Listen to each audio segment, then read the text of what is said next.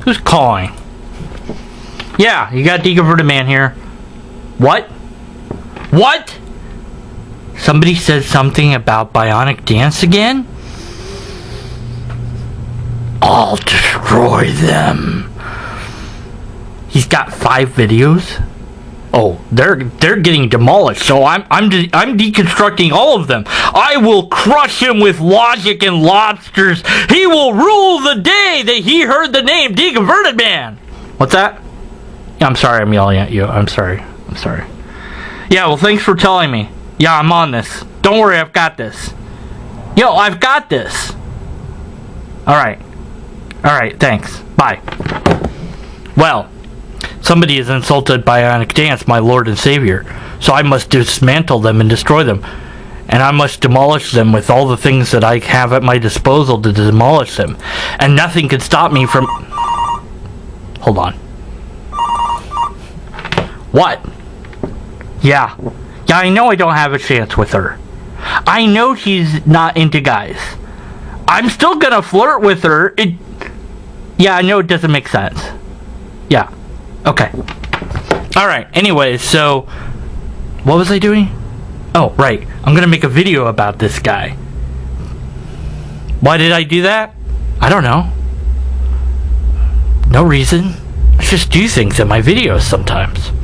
Got a problem with that? Huh? I'll come after you next. I'm looking at you. Yeah, you. You right there. Don't you dare thumb down. Don't... Oh, you thumb down. Oh, I can't believe you thumb down. Oh. Anyways, I'm really just kind of acting a little weird to give this guy some material to work with so that when he insults and attacks me rather than my arguments, he'll have something to use in his video.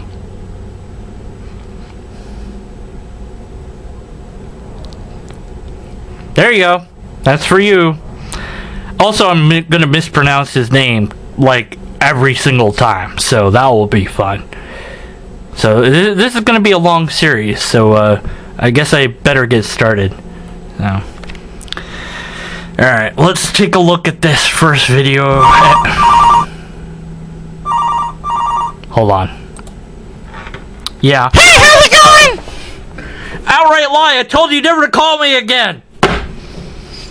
On to the video. Part 1. Atheism is unrealistic. My name is Ya Cao. Today I want to explain to you why atheism is unrealistic. Many Western countries in Europe and the United States were founded in Christian belief. Just look at the cathedrals and the US dollar with the phrase, "In God we trust." Then you will know. Fun fact, "In God We Trust" was adopted as the nation's motto in 1956 as an alternative or replacement to the unofficial motto of E Pluribus Unum, which was adopted when the Great Seal of the United States was created and adopted in 1782. So, we didn't have a motto before then. However, more and more people declare that they are atheists, who believe there is no God, or agnostic, meaning they cannot know whether God exists. Karl Marx, his father was a Christian minister, yet he did not believe God exists. Even said that religion is the opium of the people. I have had many chances to interact with atheists. They all think they have very strong reasoning that they have already found out that God does not exist. However, as the conversation deepens, they cannot provide any scientific evidence about why God does not exist. Oh my word. We're going to have problems here. So, science cannot show that a universal negative is correct.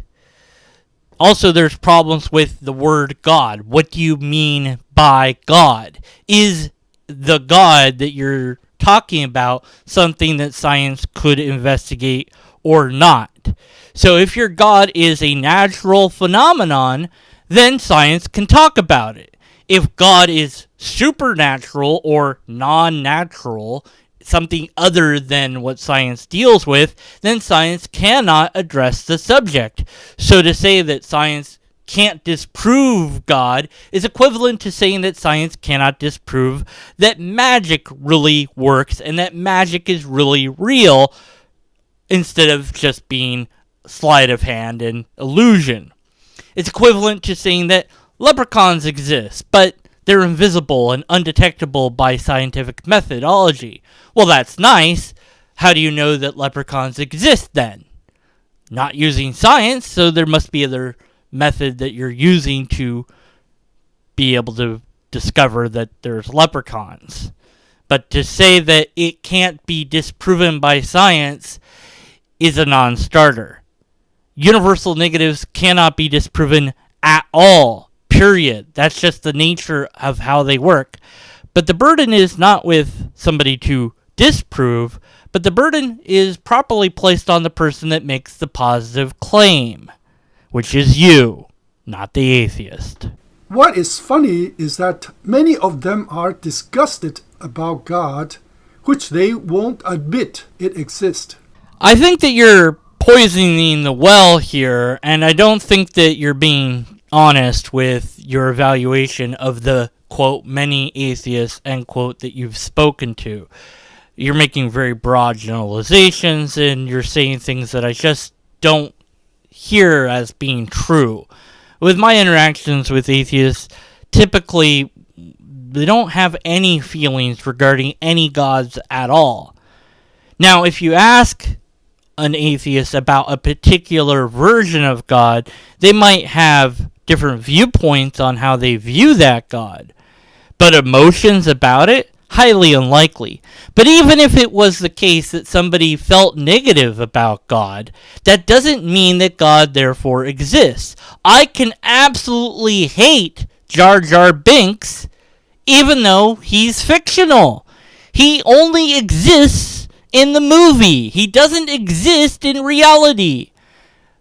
Well, we can see him and we can hear him, but we know he's not real unless someone wants to claim that he is real, and then that claim would come with the burden of proof. You could say, well, science hasn't shown that Jar Jar Binks doesn't exist, and you're right, it hasn't, because that's not how it works.